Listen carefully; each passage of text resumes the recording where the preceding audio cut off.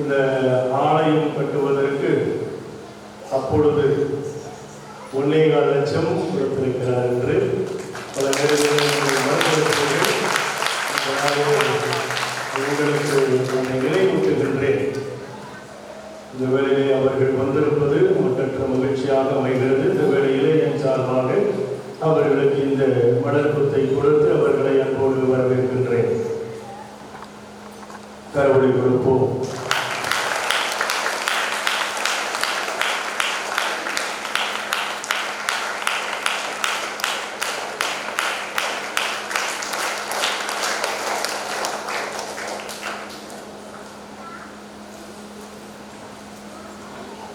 இந்த நாளிலே அருட்தந்தையோடு இணைந்து வந்திருக்கக்கூடிய அருட்தந்தை அருள்துரை அவர்கள் கடந்த 3 ஆண்டுகளாக என்னோடு பயணித்த ஒரு அருட்தந்தை. பல நேரங்களிலே எப்பொழுது வென்றாலும் கிராம பங்குகளை இருந்தாலும் நான் சென்னை வர வேண்டும் என்றால் அவரோடு தான் நான் வருவேன். பல நிலைகளில் உத்வேகத்தையும் எனக்கு அவர் கொடுத்திருக்கிறார். ஊழியத்திலே ஆண்டவராகிய இயேசு கிறிஸ்து சொல்லுவது போல, சீடர்களுக்கு சொல்லி அனுப்புவது போல, ஓநாய்களிடையே ஆட்டுக்குட்டிகளை அனுப்புவது போல உங்களை அனுப்புகிறேன். புறாவை போல கவலையற்றவர்களாகவும் பாம்பை போல முன்மதி உள்ளவர்களாகவும் இருங்கள் என்று நான் முன்மதியாக இருப்பதற்கு உதவி செய்திருந்தால் அருட்தந்தை அருள்துரை அவர்கள் இந்த நாளிலே முதல் நாளிலே அவர்கள் இருவரையும் அழைக்க வேண்டும் என்று நான் நினைத்தேன். பல நிலைகளில் அவருடைய சில அறிவுரைகள் வழியாகத்தான் நன்றாக நான் நிறுத்த முடிந்தது. இந்த வேளையிலே அவர்களுக்கும் எனது நெஞ்சார்ந்த நன்றிகளையும் இந்த நாளிலே அவரை வருக வருகவென்று வரவேற்கின்றேன். இந்த மனத்திற்கு வழியாக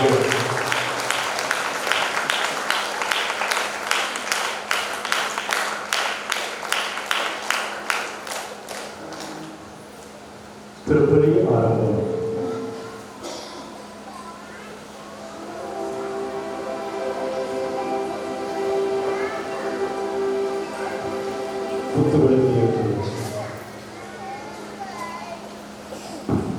குத்துவிளக்கு ஏற்றுதல்.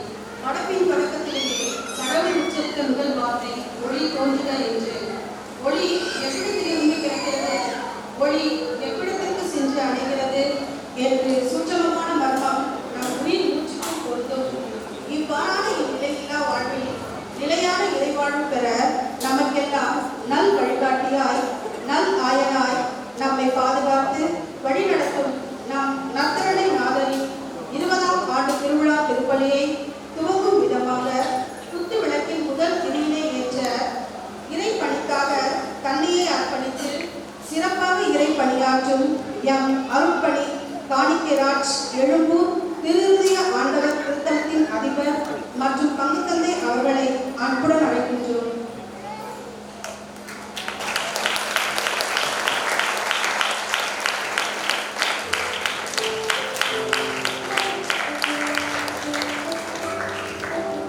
இறைஞானம் என்னும் 2ஆம் விரியினை ஏற்ற பங்கு தந்தையின் உச்ச அண்ணனுமான மணவாள நகர் புனித ஜெபமாலை மாதா ஆலயம் மணவாள நகர் பங்கு தந்தை அருட்தந்தை அருள்துரை அவர்களை பாசத்தோடு அழைக்கின்றோம்.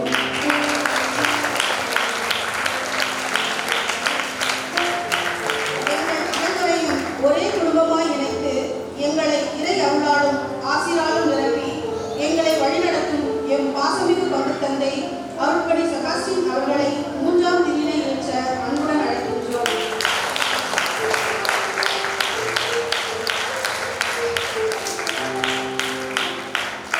இறை விசுவாசம் என்னும் 4ஆம் திரியினை ஏற்ற திருஇருதய ஆண்டவர் இல்லத்தின் தலைமை அருட் சகோதரி சாந்தி அவர்களை வாஞ்சையோடு அழைக்கின்றோம்.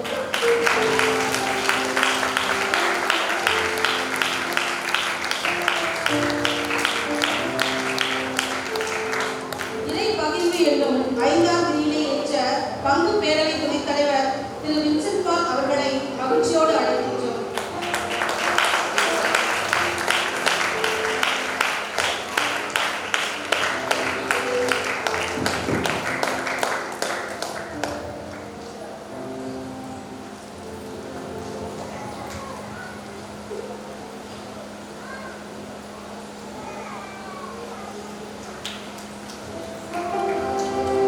தந்தை மகன் தூய ஆவியாரின் பெயராலே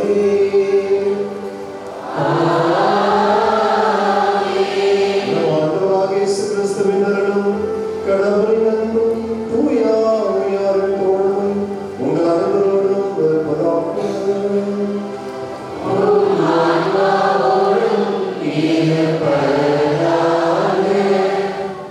நன்றிமிக்க சகோதர சகோதரிகளே, நாம் இந்த ஆண்டு திருவிழாவை ஆரம்பித்திருக்கின்றோம். கொடி பவனி கொடியேற்றிருக்கின்றோம். அருமையான இந்த நேரத்தில் நற்கருணை ஒன்றாக நாம் இருக்கின்றோம். நற்கருணை ஆண்டவருக்கு நன்றி செலுத்திருக்கின்றோம். கடந்த ஆண்டு முழுவதும் நம்மை நிறைவாக ஆசீர்வதித்த இந்த நற்கருணை ஆண்டவர் இந்த ஆண்டும் வருகின்ற ஆண்டும் நம்முடைய குடும்பங்கள் பங்கு தனிப்பட்ட கருத்துக்களுக்காக நாம் கொடுத்து ஜெபிப்போம். நற்கருணை மையமாக இருக்கின்றது. ஆக இந்த நற்கருணை முன்பாக நாம் நின்றிருக்கின்றோம்.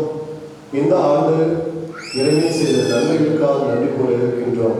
அதே வேளையில் ஏதாவது மனத்தாங்கள் கடவுளுக்கு முன்பாக நற்கருணை முன்பாக பாவங்கள் செய்திருந்தால் ஆண்டவரிடம் மன்னிப்பை நாடுவோம். நற்கருணை ஆண்டவர் மன்னிக்கின்ற மனதோடு காத்து கொண்டிருக்கின்றார். அதில் குறிப்பாக குடும்பத்தில் கணவன் மனைவியை மன்னிப்பது, மனைவி கணவனை மன்னிப்பது, பிள்ளைகளை மன்னிப்பது, குறிப்பாக நம்முடைய சகோதர சகோதரர்களை மன்னித்து வாழ வேண்டும் என்று இந்த திருப்பலியில் நாம் ஜெபிப்போம். தகுந்த முறையில் இந்த திருப்பலியில் பங்கேற்க நாம் பாவங்களை ஏற்று ஆண்டவருடைய மன்னிப்பை நாம் நாடுவோம். எல்லாம் வல்ல இறைவனிடமும்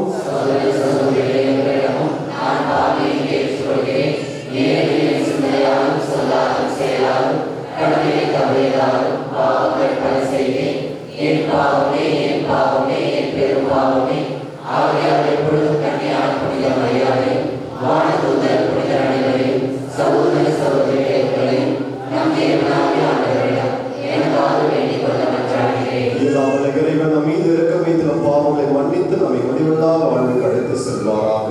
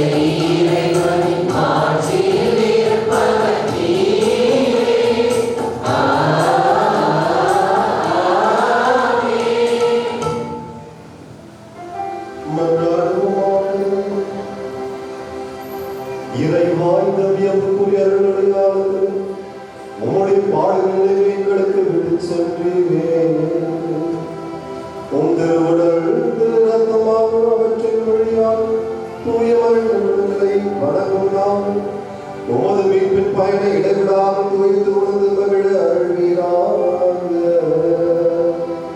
தந்தையாக இறைவனோடு தூயாவும் ஒன்றிப்பின் இறைவனாக என்றென்று வாழ்ந்து ஆட்சி செய்தவர் வழியாக உம்மை மன்றாடுகின்றோம்.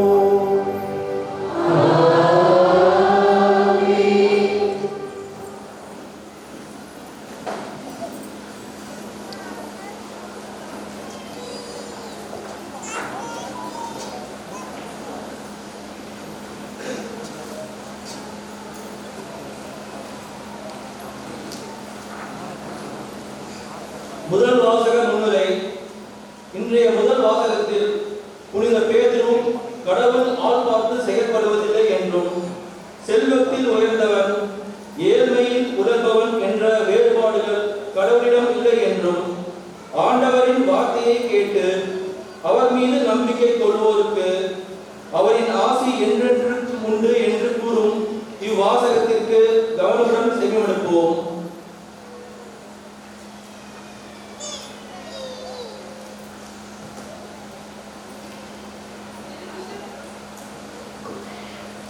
திருத்தூதர் பணிகள் நூலிலிருந்து வாசகம். அதிகாரம் 10 இறை வார்த்தைகள் 34 மற்றும் 37 முதல் 43 முடிய.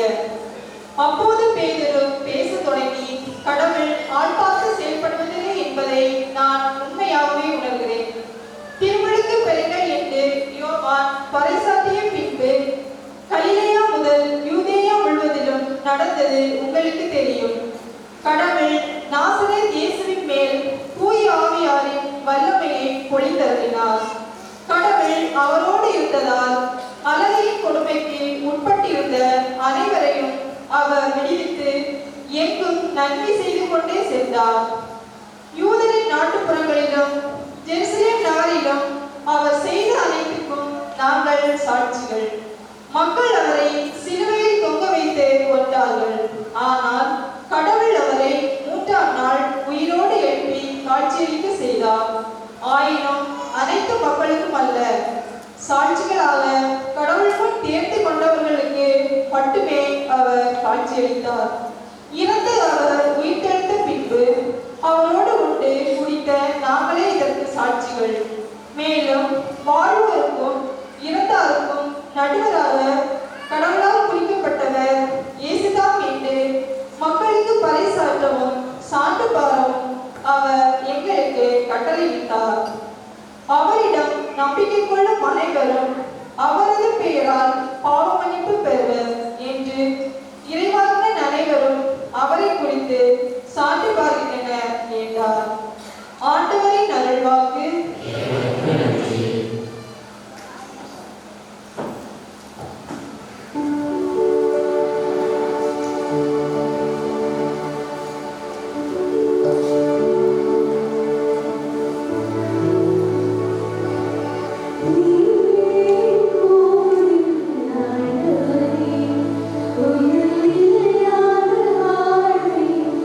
Say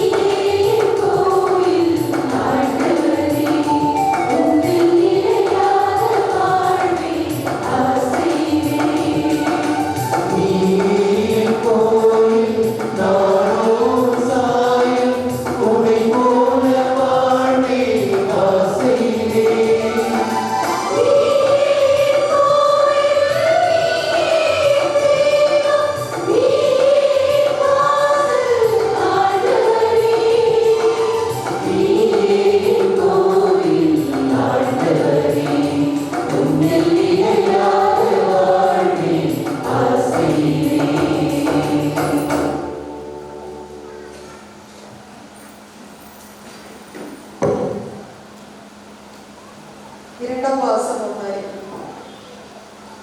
ஒரே கடவுளை வணங்கும் நீங்கள் அனைவரும் ஒரே தந்தையின் பிள்ளைகள். ஒரு கிண்ணத்தில் பருகுகிறீர்கள். உங்களில் வேறுபாடுகள் மற்றும் வேற்றுமை எதற்கு என்னும் சிந்தனையை விதைக்கிறார் திருத்தூதர் பவுல். நாம் ஒவ்வொருவரும் சிந்தித்து செயல்பட தூண்டும் இவ்வாசகத்தை கவனமுடன் கேட்போம். திருத்தூதர் பவுல் கொரிந்தியருக்கு எழுதிய முதல் திருமுகத்திலிருந்து வாசகம். அதிகாரம் 10, இறை வார்த்தைகள் 14 மற்றும் 17 முடிய. கடவுளை போற்றி திருவிருந்து கிண்ணத்திலிருந்து வருகின்றோமே, அது கிறிஸ்துவின் ரத்தத்தில் பங்கு கொள்ளுதல் அல்லவா?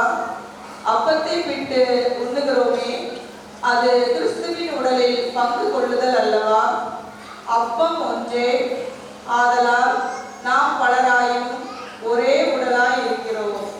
ஏனெனில் நாம் அனைவரும் அந்த ஒரே அப்பத்தில் தான் பங்கு கொள்கிறோம்.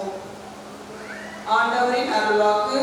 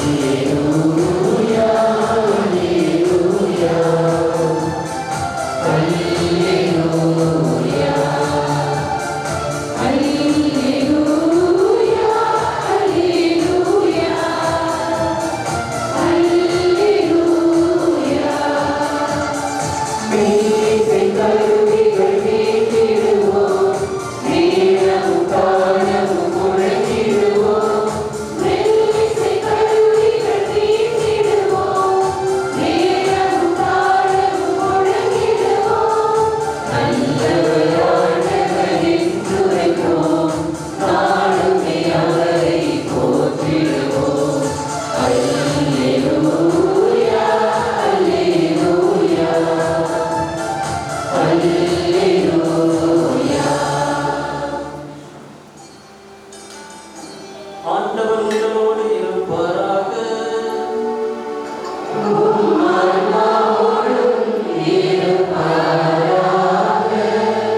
யோவான் எழுதிய தூய நற்செய்தியிலிருந்து வாசகம்.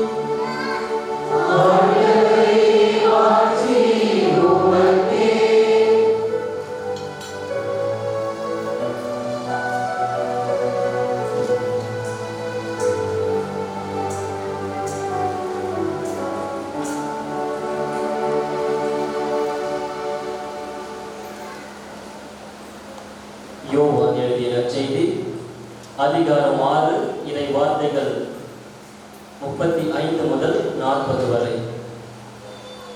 இயேசு அவர்களிடம், வாழ்வு தரும் உணவு நானே, என்னிடம் வருபவருக்கு பசியே இராது, என்னிடம் நம்பிக்கை கொண்டிருப்பவருக்கு என்றுமே தாகம் இராது. ஆனால் நான் உங்களுக்கு சொன்னவாறே நீங்கள் என்னை கண்டிருந்தும் நம்பவில்லை. தந்தை என்னிடம் ஒப்படைக்கும் அனைவரையும் வந்து சேருவர். என்னிடம் வருபவரை நான் புறம்பே தள்ளிவிட மாட்டேன். ஏனெனில் என் சொந்த விருப்பத்தை நிறைவேற்ற அல்ல, என்னை அனுப்பியவரின் விருப்பத்தை நிறைவேற்றவே நான் விண்ணகத்திலிருந்து இறங்கி வந்தேன். அவர் என்னிடம் ஒப்படைக்கும் எவரையும் நான் அழிய விடாமல் இறுதி நாளில் அனைவரையும் உயிர்த்தெழ செய்ய வேண்டும். இதுவே என்னை அனுப்பியவரின் திருவுளம். மகனை கண்டு அவரிடம் நம்பிக்கை கொள்ளும் அனைவரும் நிலை வாழ்வு பெற வேண்டும் என்பதே என் தந்தையின் திருவுளம். நானும் இறுதி நாளில் அவர்களை உயிர்த்தெழ செய்வேன் என்று கூறினார். ஆண்டவரின் அருள்வாக்கு. கிறிஸ்துவே உமக்கு புகழ்.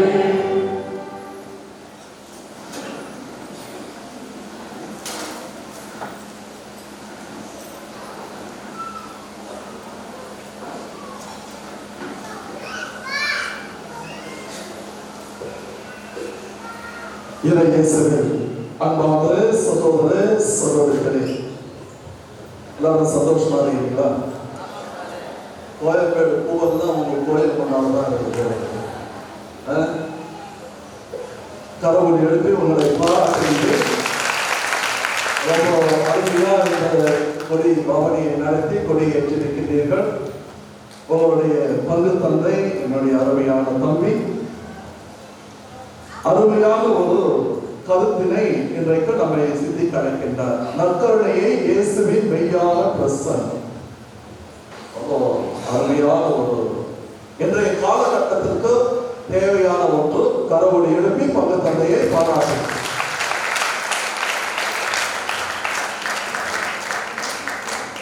சரி, ஒரு சின்ன கேள்வி. இதுல இயேசு கிறிஸ்து இருக்காரா? அதுல இயேசு கிறிஸ்து இருக்கிறாரா? இருக்கிறாரா இல்லையா? சரி, இது ரெண்டுத்துக்கும் இருக்கிற வித்தியாசம்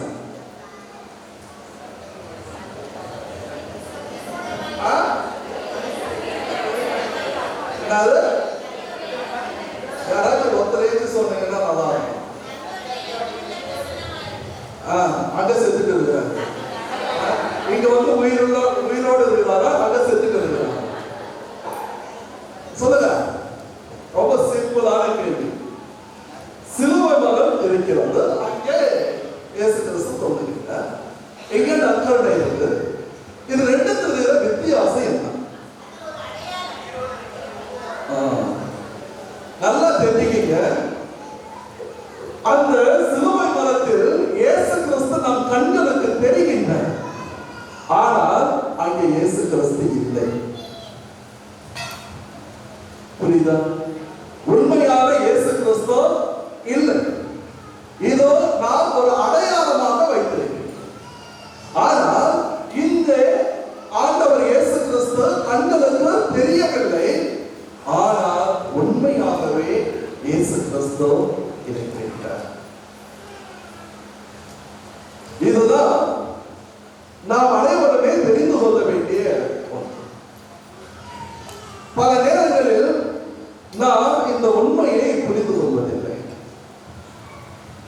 எதுக்கு முக்கியத்துவம் கொடுக்கணும்? அதுக்கு முக்கியத்துவம் கொடுக்கணுமா, இல்லை இதுக்கு முக்கியத்துவம் கொடுக்கணுமா? இதுக்கு முக்கியத்துவம் கொடுக்கணும் சொல்றீங்க. கோயில்ல எத்தனை பேர் வந்து கல்யாண மண்டபமான உட்கார்ந்து பேசுகிறீங்க? சப்போஸ் ஒரு சீஃப் மினிஸ்டரோ ஒரு பிரைம் மினிஸ்டரோ இங்க உட்கார்ந்து இருந்தா என்ன பண்ணுவீங்க? அடக்கம் ஒடுக்குமோ?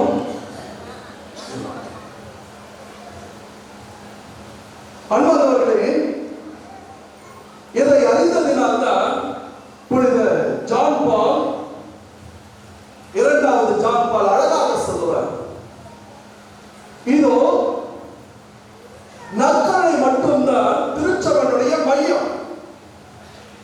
திருச்சபையினுடைய மையம் ஏதோ நற்கருணை. இந்த நற்கருணை இல்லை என்றால் திருச்சபை இல்லை. ஒரு படி மேல போய் சொல்லுவார், இந்த நற்கருணையை ஏற்படுத்துகின்றவர்கள் குருக்கள். அந்த குருக்கள் இல்லை என்றால் நற்கருணை இல்லை, நற்கருணை இல்லை என்றால் திருச்சபை இல்லை. ஆகையால் குருக்களை மதிக்க கற்றுக்கொள்ளுங்கள். ஈரா பிரிஸ்ட்ஹுட்ல அவர் சொன்ன வார்த்தைகள் இவைதான். குருக்களை மதிக்க கற்றுக்கொள்ளுங்கள். ஏனென்றால் அவர் ஒரு பாவியாக இருந்தாலும் இயேசு கிறிஸ்து இதோ அவர் வழியாக தான் இந்த உலகத்துக்கு வருகின்ற, இந்த அப்பத்துக்கு வருகின்ற, இந்த அப்பம் இல்லை என்றால், இந்த பிரசன்னம் இல்லை என்றால் திருச்சபை வாழ்க்கையிலே நடந்த ஒரு புதுமையை உங்களோடு பகிர்ந்து கொள்ள ஆசைப்படுகிறேன்.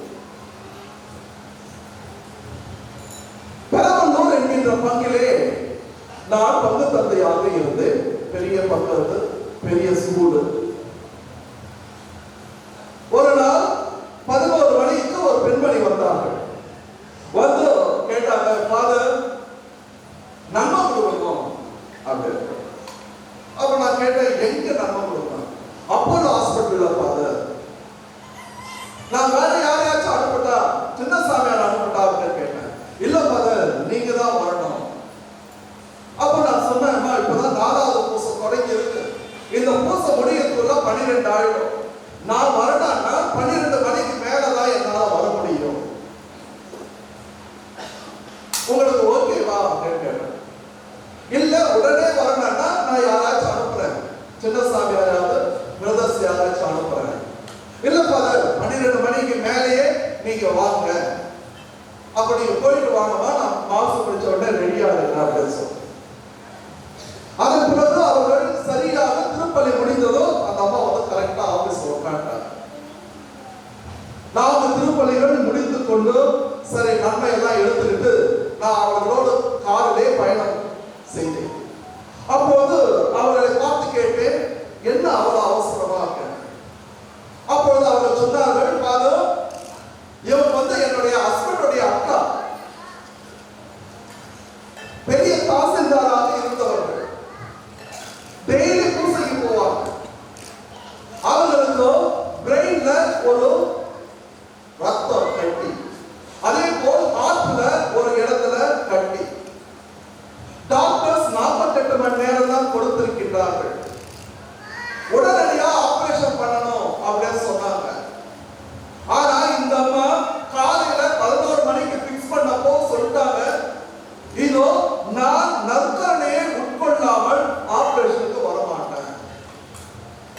நற்கரணை உட்கொண்டால்தான் யாராச்சும் ஃபாதர்ஸ் கிட்ட சொல்லுங்க, எடுத்து வந்து கொடுக்க சொல்லுங்க, அதன் பிறகு நான் ஆபரேஷனுக்கு ஓகே சொல்றேன். தன்னுடைய கணவரை அழைத்து சொல்லிவிட்டார்கள், எனக்கு நன்மை கொடுக்காம நீங்க வந்து என்ன ஆபரேஷன் தேட்டருக்குள்ள அனுப்பக்கூடாது. அப்போ இந்த அம்மா கிட்ட நான் கேட்டேன், டாக்டர்ஸ் 48 மணி நேரம் சொல்லிருக்கிறாங்கம்மா, எவ்வளவு அர்ஜென்ட்டா செய்ய வேண்டிய ஒரு ஆபரேஷன், நீங்க என்ன இவ்வளவு கேர்லெஸ்ஸா இருக்கீங்க? இல்ல ஃபாதர், அது காலையில இருந்து அந்த அம்மா கிட்ட பேசிட்டோம், அவங்க ஒத்துக்கவே இல்லை. அதன் பிறகு நான் மருத்துவமனைக்கு சென்றோம். அவங்கள பார்க்கறப்ப ஐசியூல இருந்தாங்க. டாக்டர் வாசல்ல வந்து என்ன கூட்டு போனாங்க, அதை சீக்கிரமா வாங்க. நானும் சென்று அவர்களுக்கு நன்மை கொடுக்கலாம் என்று நினைத்த பொழுது அவங்க சொன்னாங்க, அது என்னுடைய பாவ சங்கீதம் கேட்பீர்களா? எனக்கு சரிமா எல்லாரும் வெளில போங்கட்டு அவங்க பேசவே முடியல, ஏதோ ஒன்று வளர்றாங்க, அவ்வளவுதான். சரி நீங்க பாவ சங்கீதம் செய்யுங்க அப்படின்னு சொல்லிட்டு அதன் பிறகு மந்தளித்தோ நான் அவர்களுக்கு ஜெபம் செய்துவிட்டு நன்மை கொடுத்தேன். அப்போ டாக்டர் என் பக்கத்துல நின்றுட்டு சொல்றாரு, father time is running out. எந்த சமயத்துல வேண்டாலும் அந்த பிரெயின்ல இருக்கிற அந்த ரத்தம் உடைத்தது என்றால் எங்களால் காப்பாற்ற முடியாது. Time is running out father அப்படின்னா அதன் பிறகு அவர்களுக்கு நான் ஜெபம் செய்து முடித்து விட்டு நான் வந்துட்டேன். நன்மை வாங்கி கொண்டார்கள். வாங்கி கொண்டு ஒரு 2 நிமிஷத்துல அவங்க உடனே பேக் பண்ண ஸ்ட்ரெச்சர்ல வச்சாங்க, நேரா ஆபரேஷன் தியேட்டருக்கு எடுத்து போயிட்டாங்க. 2 நிமிஷம் தான். நான் இங்கிருந்து வெளில வரதுக்குள்ள இவங்கள ஆபரேஷன் தியேட்டருக்கு எடுத்துட்டு போறாங்க. அதன் பிறகு நான் சுத்தமா பார்த்துட்டேன். ஒரு வாரம் கழித்து மறுபடியும் அதே பெண்மணி அங்கே வந்து அமர்ந்து கொண்டிருந்தார்கள். நான் கேட்டேன், என்னம்மா அப்படின்னு. இல்ல ஃபாதர், நீங்க மறுபடியும் வர முடியுமா? எங்க? Apollo hospital. நான் சொன்னேன், அதே 12 மணிக்கு மேல வந்து என்னால் வர முடியும். அதன் பிறகு நான் செல்லுகின்ற பொழுதோ அவர்களிடத்துல பேசிக் கொண்டிருந்தேன். அப்பொழுது அவர்கள் சொன்னாங்க, ஃபாதர் நீங்க போன 2 நிமிஷத்துக்குள்ள உள்ள எடுத்துட்டு போனாங்க. அவ ஆபரேஷன் பண்றப்ப அது கரெக்டா போஸ்ட் ஆகிற நிலைமைக்கு வந்ததோ Praise the Lord. Praise the Lord. அன்பானவர்களே, அந்த பெண்மணி காப்பாற்றப்பட்டு விட்டார். 48 மணி நேரம் சொன்னவங்க அவர்கள் காப்பாற்றப்பட்டு விட்டார்கள். ஒரு வாரம் பொறுத்து நான் போறேன். அந்த அம்மா நல்லா ஏற்றி உட்கார்ந்து நம்ப வாங்கினாங்க. இன்றைக்கு 48 மணி நேரம் என்று மருத்துவர்கள் சொன்னார்கள். இன்னைக்கு கிட்டத்தட்ட 12 வருஷம் ஆகுது. 12 வருஷத்துக்கு மேலே ஆயிடுச்சு. அவங்க ராம்நாத் டிஸ்ட்ரிக்ட்ல இருந்து வந்தவங்க மெட்ராஸ் வந்தாங்கன்னா நான் எங்க இருந்தாலும் வந்துட்டு பூசையில கலந்துக்கிட்டு நன்மை வாங்கிட்டு போவான். அப்ப நான் அவர் என்ன சொன்னேன், எப்படிமா உங்களுக்கு இவ்வளவு ஒரு விசுவாசம்? பாதா என் மனசுல சொல்லிக்கிட்டே இருந்திருப்பாரு, நன்மை வாங்கின பிறகுதான் நீ ஆபரேஷனுக்கு போகணும், அறுவை சிகிச்சைக்கு போக வேண்டும் என்ற ஒரு எண்ணம் என்னை உறுத்தி கொண்டே இருந்ததோ அதனால்தான் நான் நன்மை வாங்கினேன். அன்பானவர்களே, நான் உண்மையா சொல்றேன், அது என்னால நடந்த உண்மை அல்ல, அந்த பெண்மணியினுடைய விசுவாசம், நம்பிக்கை. இதோ நான் நன்மை வாங்கினால் என்னுடைய குறைகள் நீங்கும் என்ற அந்த பெண்மணியினுடைய நம்பிக்கை தான் அவர்களை காப்பாற்றியது. அன்னை தெரேசாவை பார்த்தோ ஒரு முறை கேட்டார்கள், அன்னை தெரேசாவை நீங்க எப்படிதான் இந்த பணியெல்லாம் செய்வீங்க, எப்படிதான் நீங்க வந்து அந்த தொழுநோயாளர்கள் எல்லாம் தொட்டு அவங்களுடைய புண்களை எல்லாம் கழுவி கொண்டிருக்கின்றீர்கள்? ஃபேமஸான கிரிக்கெட்டர் பிளேயர் சிந்து கேட்டார், எப்படி உங்களால முடியுது அப்படின்னு கேட்டப்போ அன்னை தெரேசா சொன்னார்கள், இதோ நான் ஒவ்வொரு நோயாளிகளிடத்திலும் இயேசு கிறிஸ்துவை பார்க்கின்றேன். இயேசு கிறிஸ்து தான் அங்கே இருக்கின்றார். அந்த இயேசு கிறிஸ்து தான் ஒவ்வொரு நாளும் எனக்கு சக்தியை கொடுக்கின்றார். அந்த தெரேசா கான்வென்ட்ல இருக்கிற சிஸ்டர்ஸ் 4:30 மணிக்கு கோயிலுக்கு இருப்பாங்க. 4 to 5:30 அனைவருமே ஆலயத்தில் இருப்பாங்க. காலையிலேங்க சாயந்தரம் இல்லை. அதே போல் மாலையிலே 6 மணியிலிருந்து 7 மணி வரை நற்கருணை நாதருக்கு முன்னால் இருப்பார்கள்.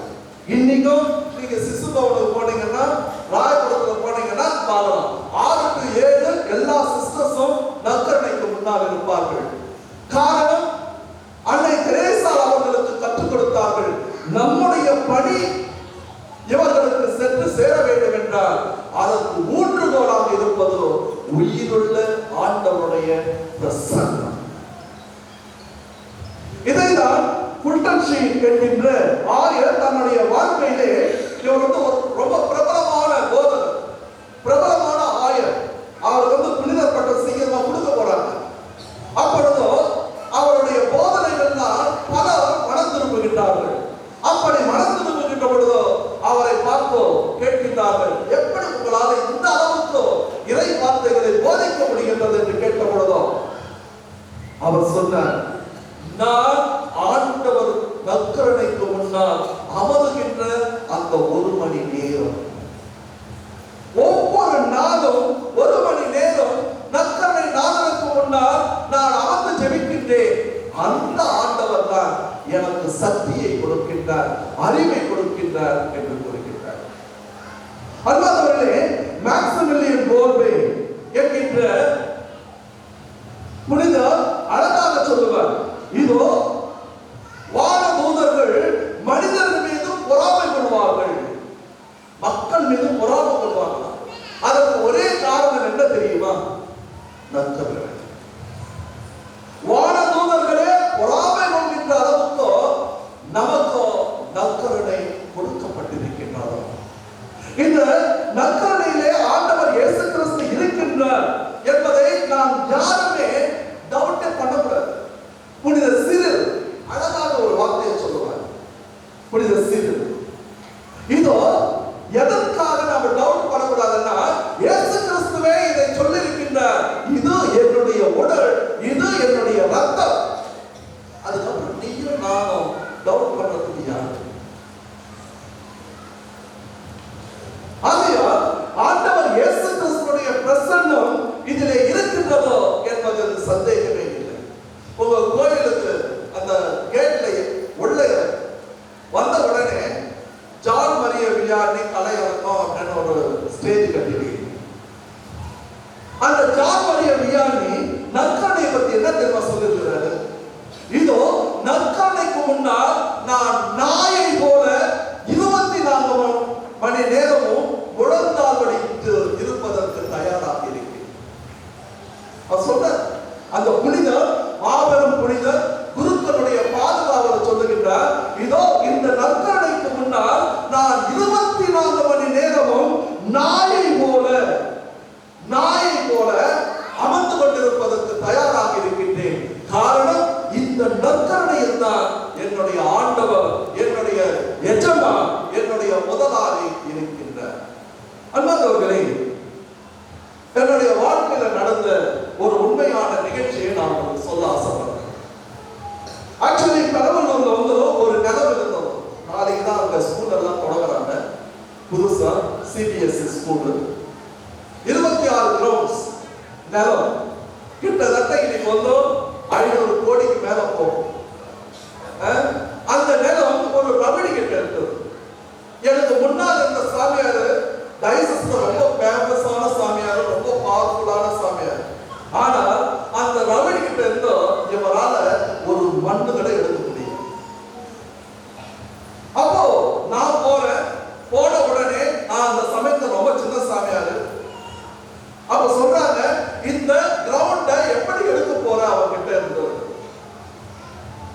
அப்படின்னு சொல்றாங்க. நானும் ஒரு வருஷம் அந்த சூழ்நிலை எல்லாம் பார்க்கின்றேன். அப்போ ஒரு தவக்கால நேரத்திலே நான் என்ன செஞ்சேன், நானே அந்த கிரவுண்டுக்கு போனேன். கேட்டு சாவிகளே எங்க கிட்ட இல்ல. நானே ஒரு பையனை கிரவுண்டு சுவரை ஏறி குச்சி கொஞ்சம் ஒரு 2 பிடி மண் எடுறாங்க. அந்த மண்ணை எடுத்து கொண்டு வந்தோம். ஒரு துணியில் கட்டினேன். துணியில் கட்டி யாருக்கும் தெரியாது நக்கண்ண பெட்டியில அந்த மண்ணை வச்சுட்டேன். மண்ணை வைத்த பிறகு நான் என்னுடைய போராட்டத்தை அவனோடு தொடங்கினேன். அவனா நானா பார்க்கலாம் அப்படின்னு. நீங்க நம்ப மாட்டீங்க, ஒரு நாள் யாரும் இல்லை, கேம்பஸ்ல நான் ஒத்ததான் உட்கார்ந்துருக்கேன். கத்தியோட வந்து நின்னாங்க. ஆபீஸ்ல அந்த ரவடி வந்து நிக்கிறான். நான் ஒத்ததான் உட்கார்ந்துருக்கேன். என்னை மிரட்டிட்டு, நீ சாமியாரா இருந்தாலும் ஒண்ணு நாங்க முடிப்போம் அப்படின்னு வந்து கத்தியோட மிரட்டிட்டு போறான். எப்போ என்ன மிரட்டினாங்களோ அது வரைக்கும் நான் அமைதியா இருந்தவன். அதுக்கப்புறம் தான் என்னுடைய ரோகத்தை காரணம் ஆரம்பிச்சு. ஒண்ணு அவன் அந்த கிரவுண்டை விட்டு போகணும், இல்ல நான் இதை சாதிக்கணும் அப்படின்னு நினைச்சு அதுக்கப்புறம் தான் நற்கருணை நாதரிடத்தில் ஜெபித்து விட்டோம். அவன் வந்து லோக்கல் எம்எல்ஏவோட சப்போர்ட்டோட என்னை வந்து மிரட்டுறாங்கிறது தெரிஞ்சிச்சு. நீங்கள் நம்ப மாட்டீர்கள், ஒரே மாதத்தில் அந்த எம்எல்ஏ பசங்களை வச்சு என்ன மிரட்டின ரவுடிய நான் அந்த கிரவுண்டை விட்டு வெளியில அனுப்புன. நான் கேட்ட போட்டேன். அவனுடைய திங்ஸ் எல்லாத்தையும் குடுக்கி போட்டோம். எங்களுடைய கிரவுண்டை எங்களுக்கு கொண்டு வந்தோம். Praise the Lord. இது உண்மை, இது உண்மை. 26 கிரவுண்ட்ஸ் இன்னைக்கு வந்து கிட்டத்தட்ட 500 கோடிக்கு போகும். ஆனா எப்பொழுது அந்த மண்ணை எடுத்து கொண்டு வந்தோம், நற்கருணை பெட்டியிலே வைத்தேனோ அன்றே எனக்கு தெரிந்ததோ நான் எப்படியும் வெற்றி அடைவேன். அவர் பார்த்துக்குவார். அதுக்கப்புறம் வந்து வேற எந்த ஒரு கவலையும் இல்லை. காரணம், அங்கே இருப்பது சாதாரண அப்பம் அல்ல, உயிர் வாழ்கின்ற ஆண்டவர் இயேசு கிறிஸ்து. இதைதான் நாம் புனித அந்தோனியாருடைய வாழ்க்கையிலே பார்க்கின்றோம். புனித அந்தோனியாருடைய வாழ்க்கையில நம்ம பார்க்கிறோம். இதோ பசித்திருந்த அந்த கழுதை முழந்தால் மணியிட்டு ஜெபித்தது, முட்டிக் கொண்டது என்றால், வணங்கியது என்றால், அதற்கு காரணம் நம்மால் அறிந்து கொள்ள முடியாத இயேசு கிறிஸ்துவை அந்த கழுதை புரிந்து கொண்டார். இதையெல்லாம் தொன் பாஸ்கோவினுடைய வாழ்க்கையிலும் நாம் பார்க்கின்றோம். தொன் பாஸ்கோ ஒரு நாள் நற்கருணை எடுத்துக்கொண்டு வீதியிலே வருகின்ற, அப்படி வந்த பொழுதோ டோமினிக் சாமியோ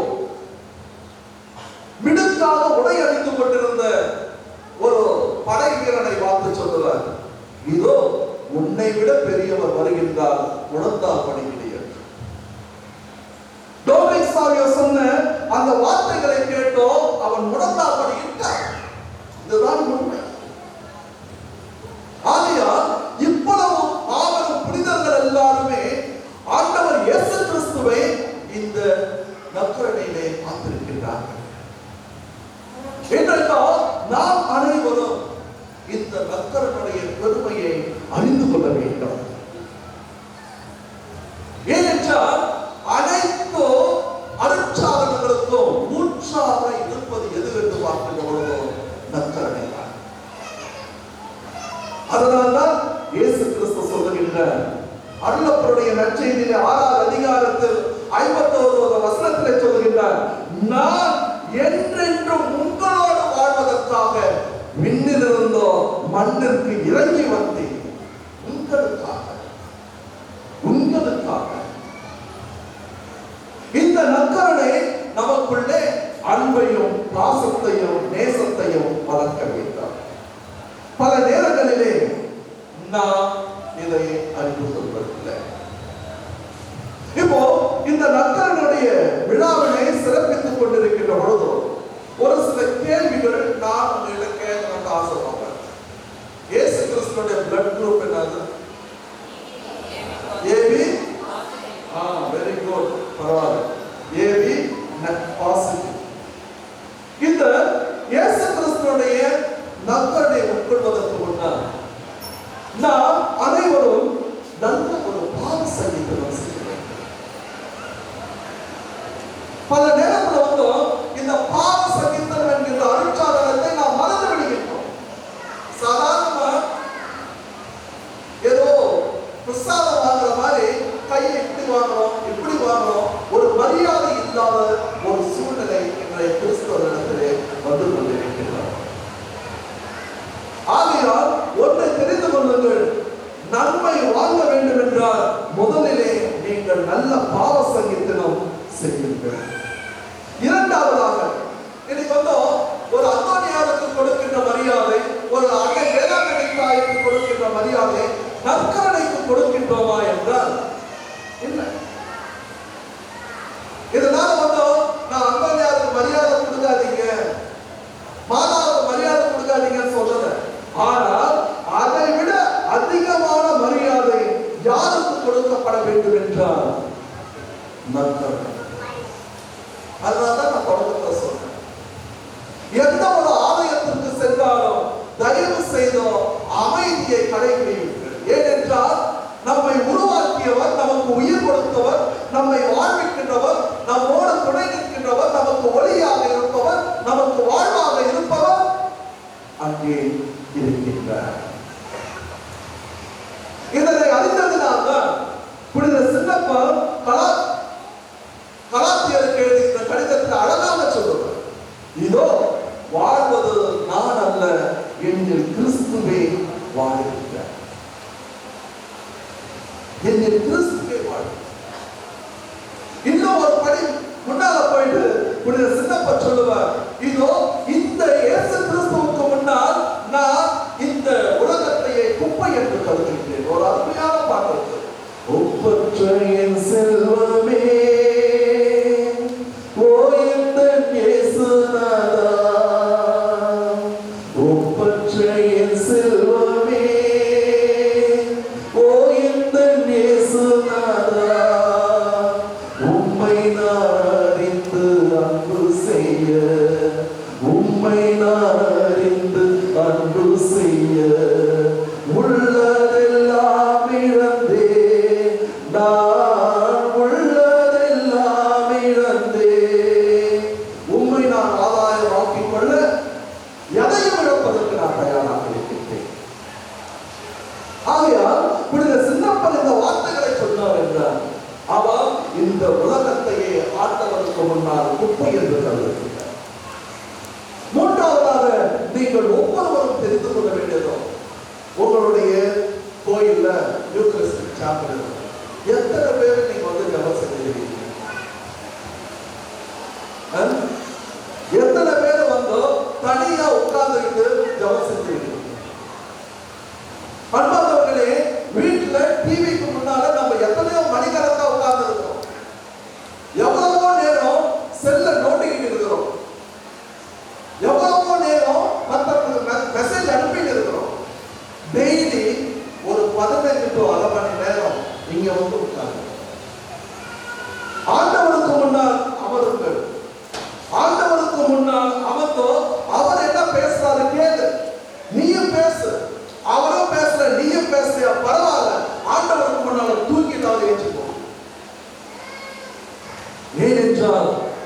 ஆண்டவர் பேசுகிறார். பல நேரங்களிலே நாம் இந்த நற்கருணையிலே ஆண்டவருடைய இயேசு கிறிஸ்துவுடைய பிரசன்னத்தை உணர்வதில்லை. எந்த ஒரு மனிதன் நற்கருணையிலே இயேசு கிறிஸ்துவுடைய பிரசன்னத்தை உணர்கின்றானோ அவனுடைய வாழ்க்கையிலே அற்புதங்களும் அதிசயங்களும் நடக்கும். ஆகையால் இன்று நாம் ஒன்றை தெரிந்து கொள்வோம். அன்னை தெரேசாவை விட பெரியவர்கள் நாம் அல்ல. புனித அந்தோனியாரை விட பெரியவர்கள் நாம் அல்ல. புனித ஜான் மரி வியானியை விட பெரியவர்கள் நாம் அல்ல. புனித மேக்சிமிலியன் கோர்வை விட அறிவாளிகள் நாம் அல்ல. புனித சின்னப்பரை விட பெரியவர்கள் நாம் அல்ல. இவர்கள் அனைவருமே இயேசு கிறிஸ்துவுடைய நற்கருணையை நம்பினார்கள், விசுவாசித்தார்கள். இன்று நீங்களும் நானும் விசுவாசிப்போம். ஆண்டவருடைய பிரசன்னத்தை உணர்ந்தவர்களால் அற்புதங்களையும் அதிசயங்களையும் நம்முடைய வாழ்க்கையிலே அனுபவிப்போம். ஆமென்.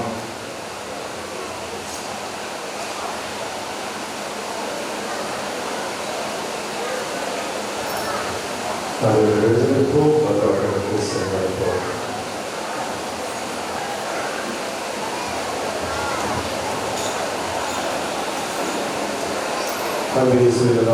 நற்கருணையின் மையமாக வைத்து நாங்கள் சிந்தித்துக் கொண்டிருக்கின்றோம். அருமையான வேலையிலே இந்த வரைவுரைகள் வழியாக நற்கருணை பிரசனமாக இருக்கின்றது என்று நாங்கள் உணர்கின்றோம். அன்றைய கொண்டாட்டத்திலே ஒருவருமாக இணைந்து நாம் செய்வோம்.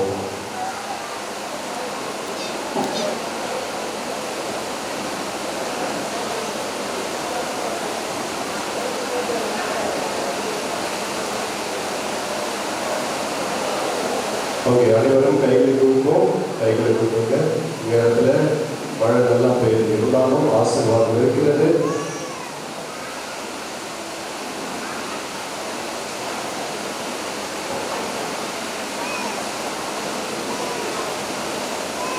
அமைதியோடு நம்ம இந்த கொண்டாட்டத்தில் உட்குடுமாக இருந்து நாம் வாசிப்போம்.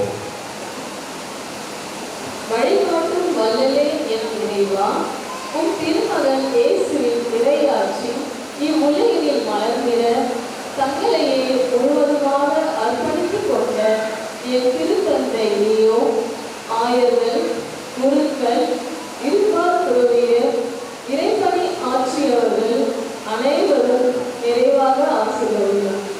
அவர்கள் என்றும் சோர்வடையாமல், எதற்கும் மனம் தளராமல், மக்களுக்கு நம்பிக்கையூட்டும் நற்செய்தி பணியாளர்களாக வாழ வரமருள வேண்டும் என்று ஆண்டவரை உண்மை மன்றாடுகிறோம்.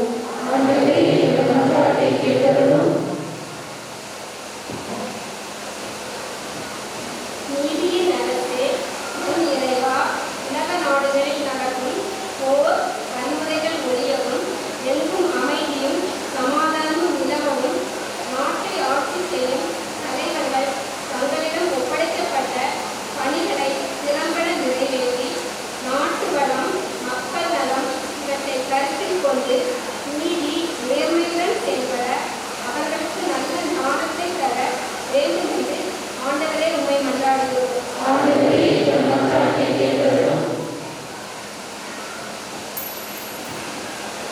கருணை கடனாக இறைவா, பச்சிலையோ மூலிகையோ நலம் தரவில்லை, ஆண்டவரின் வார்த்தையே நலம் தரும் என்று உரைத்த இறைவா, அனைத்து உடல் நலன்களுக்காக கண்டாடுகிறோம்.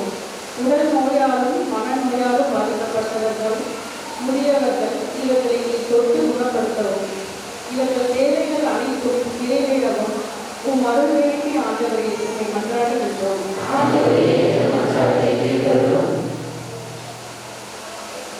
அன்பே குருவான எம் இறைவா, நம் பங்கில் உள்ள அனைத்து அன்பே குருக்களுக்காக கொண்டாடுகின்றோம். ஒவ்வொரு குடும்பத்திலும் ஒற்றுமை, அமைதி, சமாதானம் நிலவ பெற்றோர் பிள்ளைகளிடையே நல்ல புரிதலும், வேலை இல்லாதவர்களுக்கு நல்ல வேலையும், திருமணத்திற்காக காத்திருப்போருக்கு நல்ல திருமண வரன் அமையவும், குழந்தை செல்வத்திற்காக ஏங்கி கழிப்போருக்கு விரைவில் குழந்தை பாக்கியம் கிடைக்கவும், அனைத்து குடும்பங்களும் நலமுடனும் வளமுடனும் வாழ உம் அருள் வேண்டி ஆண்டவரே உம்மை கொண்டாடுகின்றோம்.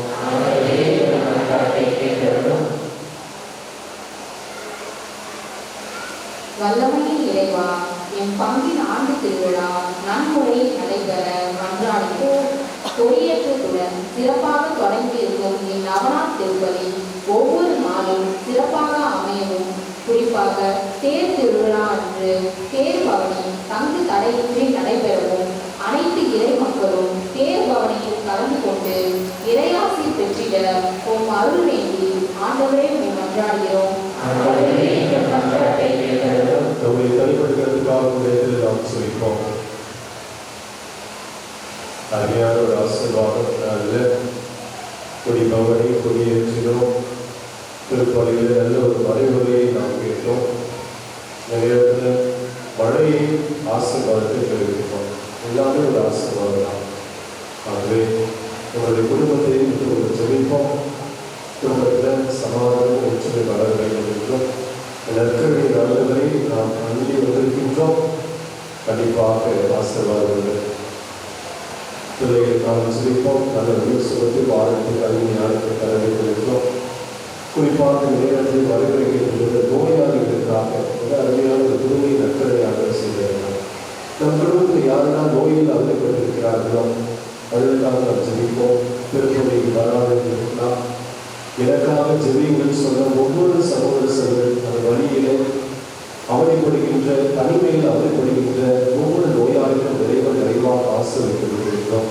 அதனாலும் சில பொதுவாக குடும்பத்தில் வழிகாக கொடுப்போம். கடந்த ஆண்டு பெருவிழாவில் பங்கேற்றிருக்கலாம். இந்த ஆண்டு விண்ணெடுப்பு வீட்டில் இருக்கின்றான். உற்றார்கள் பெற்றோர்கள் நண்பர்களுக்கு யாரும் இருந்திருக்காங்க அவர்களுக்காக ஜெபிப்போம். யாருமே நாட்களுக்காகவும் கிறிஸ்து நாட்களுக்காக கொண்டாடுவோம். இந்த மாட்டாளர் இயேசு கிறிஸ்து வழியாக கொண்டாடுகின்றோம்.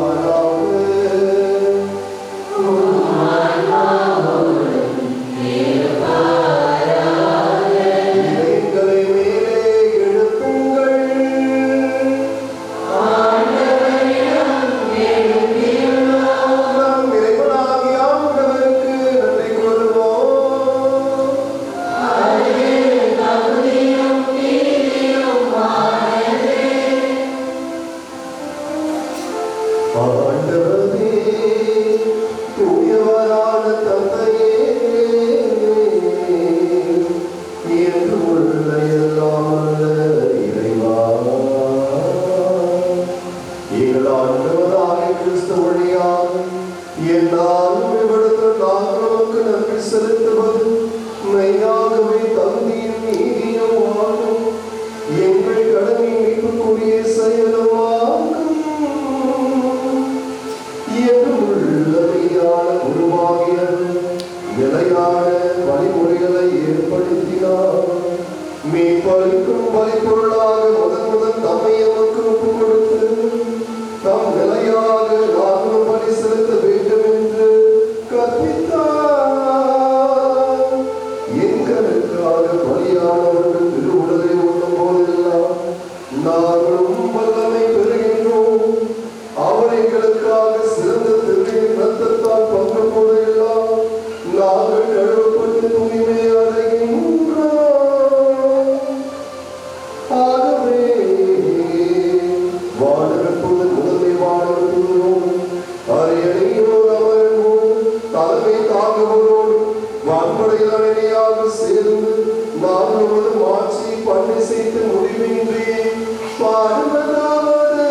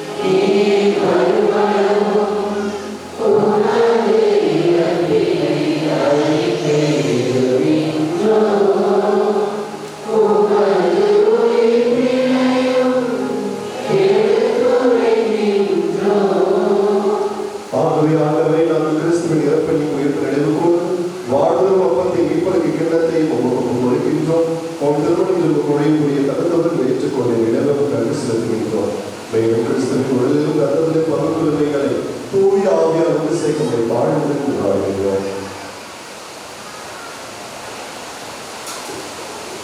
ஆண்டவரே, உலகெல்லாம் படையுடைய திருச்சபையை கண்ணோக்கும் எங்கள் திருத்தந்தை லியோ, எங்கள் ஆயர் ஜான், எல்லா திருநிலைகள் ஆகிய அனைவரோடு உமது திருச்சபை அன்பில் நிறைவு பெற செய்தனர். மேலும் உயிர்த்தெழுவதில் ஒப்புடன் துயில்களும் எங்கள் சகோதர சகோதரிகளை இறந்தோர் அனைவரையும் இரக்கத்துடனே முன்னோர்கள் திருமுக ஒளியுடன் ஏற்றலும். எங்கள் அனைவர் மீதும் இரக்கமாயிரும். கடவுளின் கன்னித்தாயான புனித மரியா, அவருடைய கணவரான புனித யோசேப்பு, புனித திருத்தூதர்கள், இவ்வுலகில் உகந்தவராய் வாழ்ந்தோர் ஆகிய புனிதர் அனைவருடன் நாங்கள் இறைவாழ்வில் பங்கு கொள்ளும் தகுதி வேண்டும். உம் திருமகன் இயேசு கிறிஸ்து வழியாக உம்மை புகழ்ந்தேத்தும் வரமருள உம்மை கொண்டாடுகின்றோம்.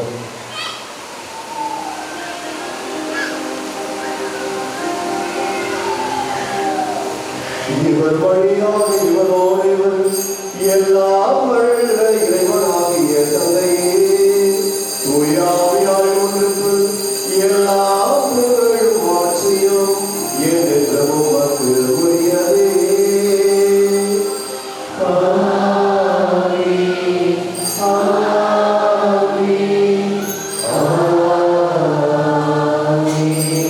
மீட்பரின் அர்ப்பிக்கப்பட்டு இறைவனுக்கு பெற்று நாம் துணிந்து பாடுவோம்.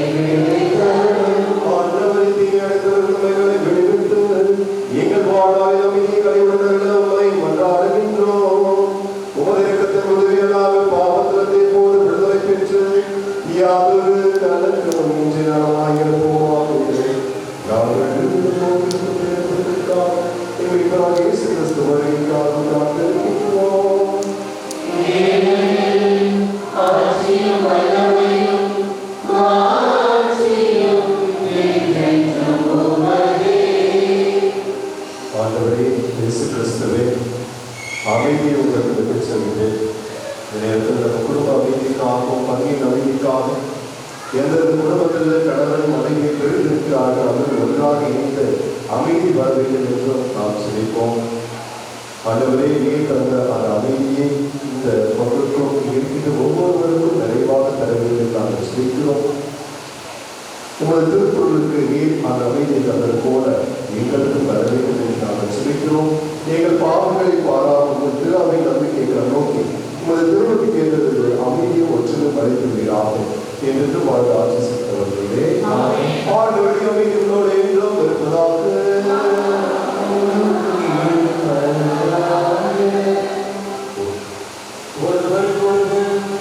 அமைதியை பகிர்ந்து கொள்வோம்.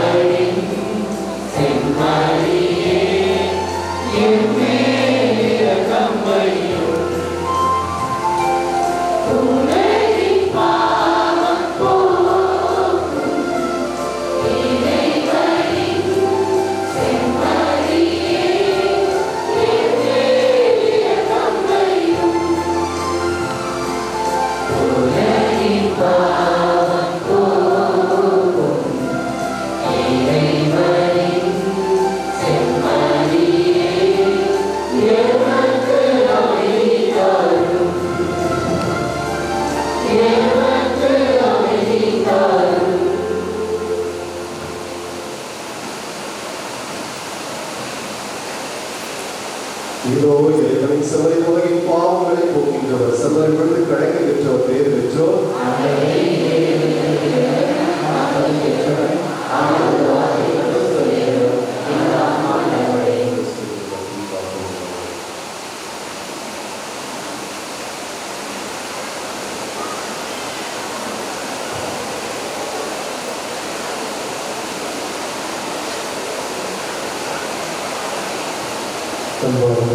மக்களே, இந்த திருவிருந்திலே கத்தோலிக்க கிறிஸ்தவர்கள் மட்டும் கலந்து கொள்ளுங்கள். கத்தோலிக்க கிறிஸ்தவர்கள் அல்லாதவர்கள் தயவுசெய்து கலந்து கொள்ள வேண்டாம். சில சமயத்தை சார்ந்தவர்கள் இந்த திருவிருந்திலே கலந்து கொள்ள வேண்டாம்.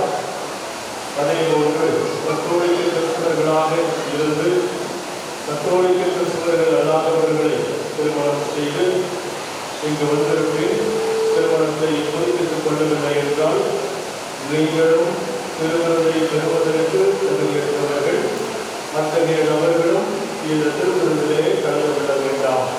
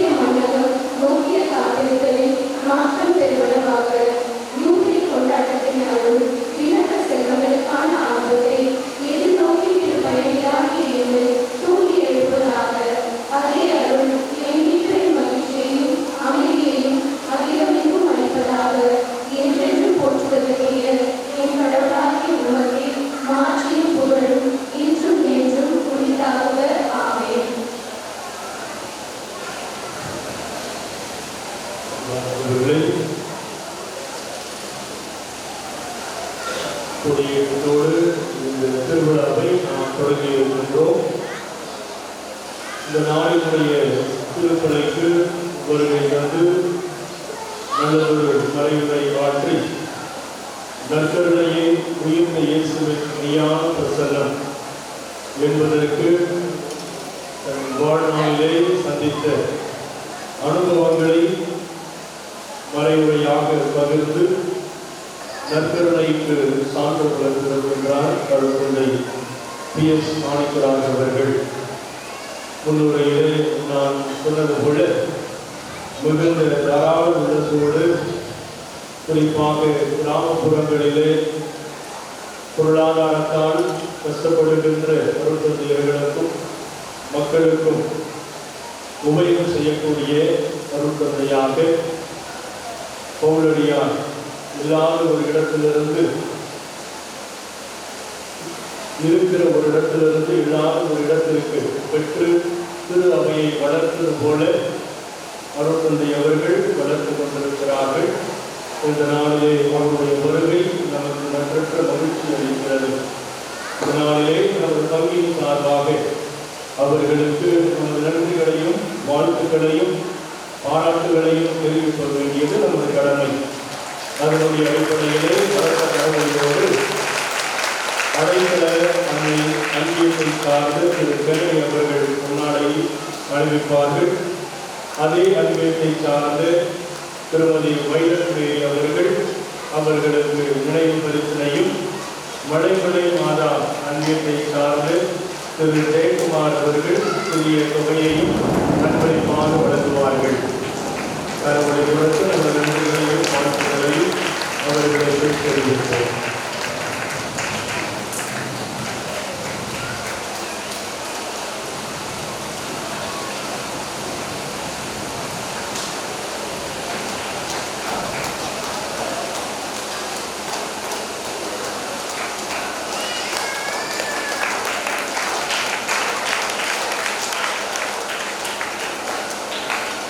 அன்பார்ந்தவர்களே, இந்த நாளினுடைய திருப்பணியை நிகழ்த்தி நமக்காக ஜெபித்தவர் அருட்தந்தை அருள்துறை அவர்கள்.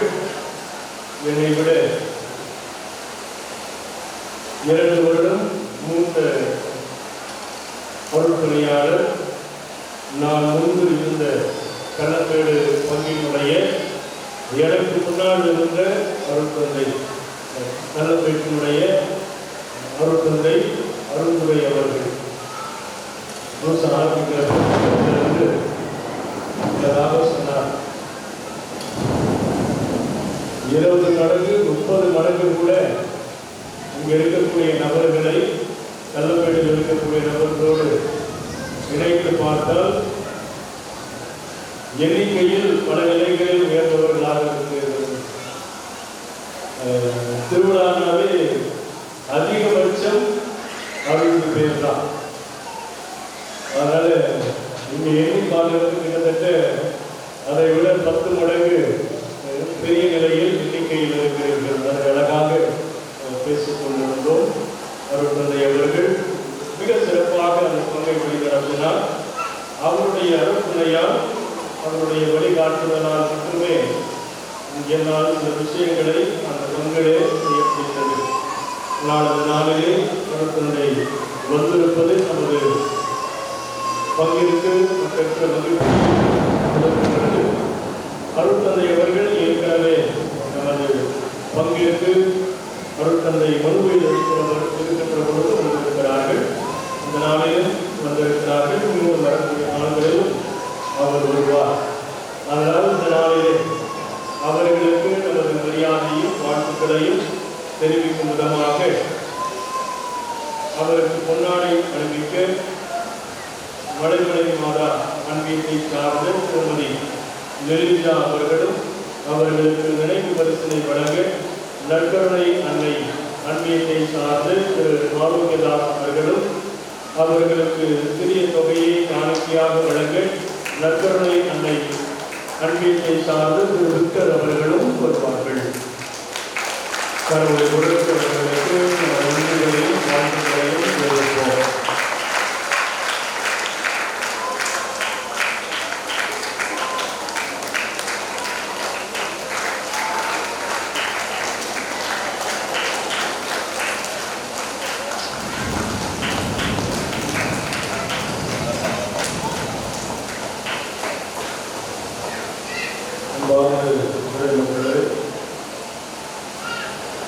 இங்கே இருக்கக்கூடிய இடங்களை எல்லாம் ஏற்பாடு செய்து கொண்டிருக்கின்ற பொழுது எல்லையை வாழ் வைப்பதற்கான பணிகள் நடந்து கொண்டிருந்தது. அப்போது அந்த அண்ணன் வந்து பார்த்து, ஃபாதர் வெதர் ரிப்போர்ட் பார்த்தீங்களா அப்படின்னு கேட்டார். நானும் மொபைலில் பார்த்துட்டு 4 மணிலேருந்து மழை இருக்கும் அப்படின்னு அந்த இடத்துல சொன்னேன். கால சூழ்நிலை அப்படியாக இருந்தது. ஏறக்குறைய 4:30 மணி அளவில் இருந்தாலும் மந்தைகள் சிதறக்கூடாது சில நேரங்களில், அப்படித்தானே? அதனால் பவனி இருக்கிறது, கொடியேற்றம் இருக்கிறது. நான் அந்த நேரத்தில் மழை பெய்தால் எப்படி இருக்குமோ என்று எண்ணிக்கொண்டிருந்தேன். இருந்தாலும் இறைவன் சில நபர்களுடைய வாழ்நாட்களை ஜபத்தின் வழியாக நீட்டிக்க செய்தது போல நமக்கு குறிப்பாக பவனி மற்றும் கொடியேற்ற நிகழ்வு இது நடைபெறுவதற்கு மழையில்லாத ஒரு சூழ்நிலையை அவர் நீட்டிக்க செய்து எப்பொழுது அருமையான ஒரு மலையையும் கொடுத்து திருப்பலி முடிந்தாலும் நீங்கள் வீட்டிற்கு செல்லாத வண்ணம் இங்கேயே இவருடைய இடத்திலே இருக்க வேண்டும் என்கிற விதத்திலே நல்ல ஒரு மலையையும் கொடுத்திருக்கிறார். அதனுடைய நிமித்தமாக கருத்தும் இல்லை. ஆலயத்திலே மட்டும்தான் இறைவன் ஒளியாக இருப்பது போல ஒளி இப்பொழுது பிரகாசித்துக் கொண்டிருக்கின்றது. இந்த ஒரு சிறப்பான ஒரு கால சூழ்நிலைகளை ஏற்படுத்திய கொடுத்த இறைவனுக்கு பலத்த கரங்களை கொடுத்து நன்றிகளை தெரிவிப்போம். அன்பார்ந்தவர்களே, மேலும் இந்த நாளை சிறப்பிக்கின்ற புனித மார்க்ஸோ அடைக்கல அன்னை அன்பியம், மழமலை மாதா அன்பியம், நற்கருணை அன்னை அன்பியங்கள், இந்த 3 அன்பியங்களுக்கும் பல நிலைகளில் முன்னுரைகள், மன்றாட்டுக்கள் இவற்றை முன்கூட்டியே தயார் செய்து முத்திகைக்கு வந்து மேலும் பல வகையான ஏற்பாடுகளை செய்து உணவு ஏற்பாடுகள் எல்லா ஏற்பாடுகளையும் அவர்கள் செய்திருக்கிறார்கள். இந்த நாளிலே சிறப்பித்திருக்கிறார்கள். அவர்களுக்கு பலத்த கரவொலி கொடுத்து நமது நன்றிகளையும் வாழ்த்துக்களையும் தெரிவிப்போம். மேலும் அன்பார்ந்தவர்கள், இந்த நாளிலே இந்த கொடியேற்ற நிகழ்வு மற்றும் பவனிக்கு பலர் உறுதுணையாக இருந்திருக்கிறீர்கள். குறிப்பாக பங்கு பேரவை உறுப்பினர்கள், அன்பிய பொறுப்பாளர்கள், இவர்களோடு இணைந்து செயற்குழு உறுப்பினர்கள், நீங்கள் அனைவரும் ஒன்றாக இணைந்து தேவையான தயாரிப்புகள் எல்லாவற்றையும் நீங்கள் கொடுத்து உங்களுடைய வியர்வை, நேரம், உழைப்பு இவற்றை அனைத்தையும் கொடுத்திருக்கிறீர்கள் இந்த நிகழ்விற்காக. அதனால் உங்கள் அனைவருக்கும் எனது இதயம் கணிந்த நெஞ்சார்ந்த நன்றிகளை தெரிவித்துக் கொள்கின்றோம். கரவொலி கொடுத்து அவர்களுக்கு நன்றிகளை தெரிவிக்கிறோம். மேலும் பார்த்தவர்களை இந்த நாளிலே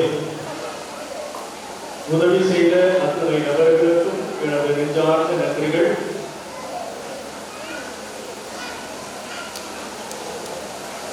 கொடி பவனி மற்றும் குடியேற்ற நிகழ்வுக்கு உதவிய பங்கு பேரவை, அன்பிய பொறுப்பாளர்கள் மற்றும் செயற்குழு உறுப்பினர்கள், அவர்களோடு இணைந்து இந்த நாளிலே வாகனம் பொது உதவிய நண்பர்களுக்கும் பலூன் மற்றும் புறாக்கள் உபயம் செய்த நண்பர்களுக்கும், பட்டாசு உபயம் செய்தவர்களுக்கும், அதை வெடிப்பதற்கு உறுதுணையாக இருந்த நண்பர்களுக்கும், மேலும் இந்த இடத்தையும் பவனி வரக்கூடிய இடத்தையும் உதவி செய்த கார்பரேஷனில் பணிபுரிகின்ற நபர்களுக்கும், அவர்களுக்கு உறுதுணையாக தன்னுடைய நேரம் முழுவதும் அவர்களோடு இணைந்து எல்லாவற்றையும் திறம்பட சுத்தம் செய்திருக்கிறார்களா என்று பார்த்த அத்தனை நபர்களுக்கும், கோலமிட்ட நபர்களுக்கும், உள்ள அலங்காரம் வெளி அலங்காரம் செய்த அனைவர்களுக்கும், உணவு உபயம் செய்தவர்களுக்கும், ஆலயத்தினுள் கடந்த வாரம் முழுவதுமே ஒட்டடை அடித்தவர்கள், டெக்கரேஷன் செய்தவர்கள், கொடிமரத்திற்கு ஒத்திகை பார்த்தவர்கள், சீரியல் கட்டுவதற்கு உதவி செய்தவர்கள், நோட்டீஸ் அச்சிட உதவியவர்கள், கரெக்ஷன் பார்த்தவர்கள், அதை கொடுக்க குடும்பங்களுக்கு மற்றும் பங்குகளுக்கும் கொடுக்க உதவியவர்கள், கொரியர் செய்ய உதவியவர்கள், எல்இடிக்கு உதவியவர்கள், கேமராவிற்கு உதவி செய்தவர்கள், ஒளி அமைப்பிற்கு உதவியவர்கள், ஜெனரேட்டர் ஆபரேட்டர் பொறுப்பாளர்கள், பாடகர் குழுவினர்கள், மலர் தூவிய பிள்ளைகள், அவர்களை ஒருங்கிணைந்த ஒழுங்குபடுத்திய அருள் சகோதரிகள், திருப்பணிக்கு தயார் செய்த நபர்கள், பீட பணியாளர்கள், திருப்பணி கருத்துக்கள் எழுதியவர்கள், பக்தி பொருட்கள் விற்பனையாளர்கள், கிஃப்ட்ஸ் மற்றும் கிஃப்ட்ஸுக்கு ரேப்பர் சுற்றியவர்கள் ஆக அத்துணை நபர்களுக்கும் இந்த நாளிலே எனது நெஞ்சார்ந்த நன்றிகளை தெரிவித்துக் கொள்கின்றேன். அதே போன்று இந்த பவனிக்கு CS central matriculation higher secondary school பள்ளியிலே நிர்வாகத்தை சார்ந்தவர்களுக்கும் அந்த நாளை பேண்ட் வாத்தியங்களோடு அழகுற ஒரு பாணியிலே நமக்கு கொண்டு வந்த அந்த பிள்ளைகளுக்கும் அவர்களை ஒழுங்குபடுத்திய அவர்களுடைய பிடி டீச்சர்ஸ் அவர்களுக்கும் வழிகாட்டிய தலைமை பொறுப்பாளர்களுக்கும் எனது இதயம் கரைந்த நெஞ்சார்ந்த நன்றிகளை தெரிவித்துக் கொள்ளுகின்றேன். பலத்த கரவழி கொடுத்து அனைவர்களுக்கும் நன்றிகளை தெரிவிக்கிறேன்.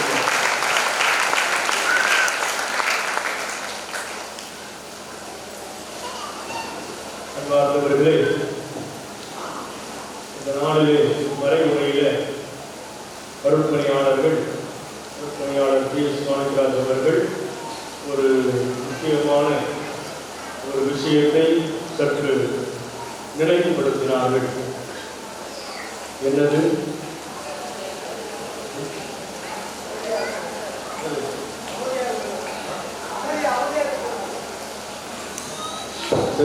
நானே சொல்லிடுறேன். ஒப்புரவு அருட்சாதனம் அதை நீங்க செய்யணும் அப்படின்னு சொன்னாங்க. அதனால நாளைய தினம் வியாழக்கிழமை அதற்கென்று அருட்பணியாளர் அவர்களை நாம் அழைத்திருக்கிறோம். மாலை 6 மணி முதல் 8 மணி வரை அவர்கள் ஒப்புரவு அருட்சாதனம் கேட்பார்கள். அதனால் திருப்பணி தொடக்கத்திலும் சரி, நடு திருப்பணியிலும் சரி, நீங்கள் ஒப்புரவு அருட்சாதனத்தை மேற்கொள்ள உங்களை அன்போடு கேட்டுக் கொள்ளுகின்றோம். வெளி ஆடம்பரங்களை தவிர மன நல நிம்மதியே அவசியம். அதை பெற்றுக்கொள்ள இந்த ஒப்புரவு அருட்சாதனத்தை பயன்படுத்திக் கொள்ள உங்களை அன்போடு கேட்டுக் கொள்ளுகின்றோம். அதே போன்று நாளை மறுநாள் வெள்ளிக்கிழமையும் மாலை 7 மணி முதல் 8 மணி வரை ஒப்புரவு அருட்சாதனமானது வழங்கப்படும். இந்த நாள்களிலே நீங்கள் இந்த ஒப்புரவு அருட்சாதனத்தை செய்ய உங்களை அன்போடு கேட்டுக் கொள்ளுகின்றோம். அன்பார்ந்தவர்களே, நாளைய தினத்தினுடைய திருப்பணியை சிறப்பிக்க இருக்கிறவர்கள் சென்ட் பால் ஜோன் வினேர்வு அன்னை மற்றும் பாத்திமா அன்னை அவர்களோடு இணைந்து மகிமை அன்னை அன்பியங்களை சார்ந்த குடும்பங்கள் தகுந்த தயாரிப்பினை மேற்கொண்டு இந்த நாளினுடைய வழிபாட்டை நீங்கள் சிறப்பித்துக் கொடுக்க உங்களை அன்போடு கேட்டுக் கொள்கின்றோம். இந்த திருப்பணி முடிந்த பிறகு அவர்களுக்கான ஒத்திகையானது வழங்கப்படும் என்பதை தெரிவித்துக் கொள்கின்றோம். அன்பார்ந்தவர்களே, இந்த நவநாட்களிலும் நாம் கடந்து கொண்டு நற்கருணை நாதனுடைய ஆசீர்வாதத்தை பெற்றுக்கொள்ள உங்கள் அனைவரையும் அன்போடு பணிவோடு கேட்டுக் கொள்கின்றோம். கூடி ஜெபித்தால் கோடி நன்மை. அதை நீங்கள் பங்கு அளவிலும் குடும்பங்கள் அளவிலும் இந்த நவநாட்களிலே ஜெபிக்க உங்களை அன்போடு கேட்டுக் கொள்கின்றோம்.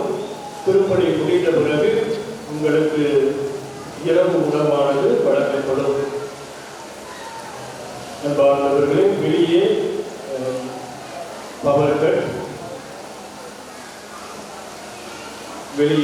கட் இங்கே இருக்கிறது ஜெனரேட்டர் வழியாகத்தான் நாம் ஒளியை பெற்றுக் கொண்டிருக்கின்றோம். இதையே நம்ம எல்லாத்துக்கும் உடனே மாற்றினா இருக்கக்கூடிய சீரியல் மற்றும் போட்டோஸ் எல்லாமே கொடுத்திருக்கிறோம். அதனால ஓவர்லோடாகவும் அது ஆகிவிடும். அதனால சற்று பொறுமை காத்து உங்களுக்கு உணவானது நமது பள்ளிக்கூடத்திலே அரேஞ்ச் செய்திருக்கிறார்கள். அதற்கு தேவையான விளக்குகளும் அதற்கான ஏற்பாடுகள் செய்து கொடுக்கப்படும். சற்று காலம் தாமதமாகும். அதனால் பொறுமை காத்து அனைவரும் வயிறார என்று வீடு சென்று உங்களை அன்போடு கேட்டுக் கொள்கின்றோம். அனைவரும் எழுந்து நிற்போம். இறுதி ஜெபமும் இறுதி ஆசீர்வாதமும்.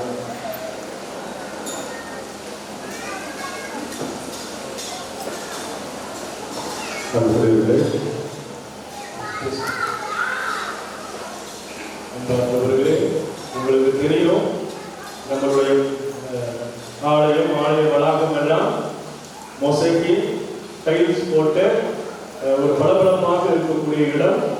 அதெல்லாம் மழை பெய்திருக்கின்றது, தண்ணி அங்கங்கே நின்று கொண்டிருக்கின்றது.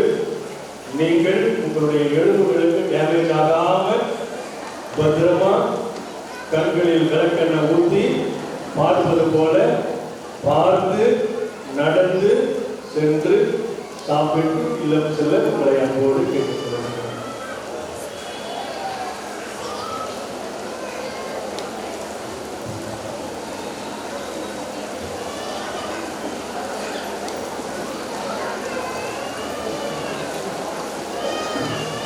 நமது 20ஆம் ஆண்டு நற்கருணை நடந்த தேவாலய திருவிழாவை சீரும் சிறப்பமாக திட்டமிட்டு நடத்திய நமது பங்கு தந்தையை கௌரவப்படுத்த எங்கள் மண்டலத்தின் சார்பாக திரு பிரேம் அவர்களை அன்புடன் அழைக்கின்றோம்.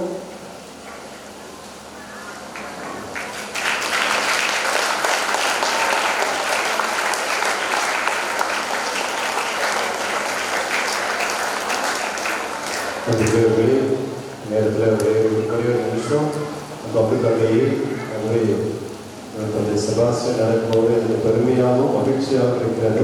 நீங்கள் சந்தோஷப்படுறீங்க, நான் ரொம்ப சந்தோஷப்படுறேன்.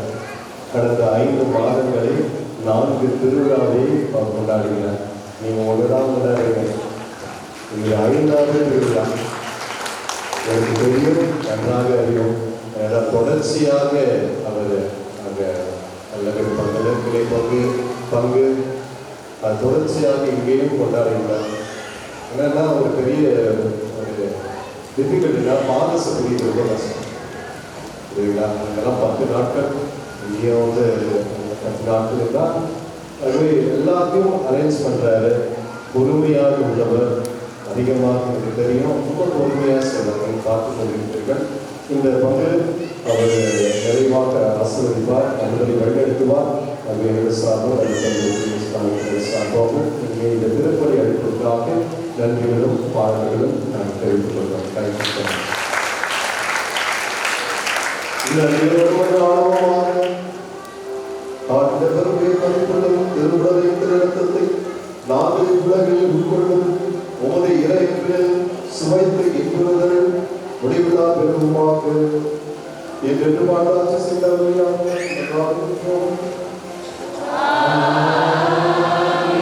ஆண்டவர்களோடு இருப்பாராக.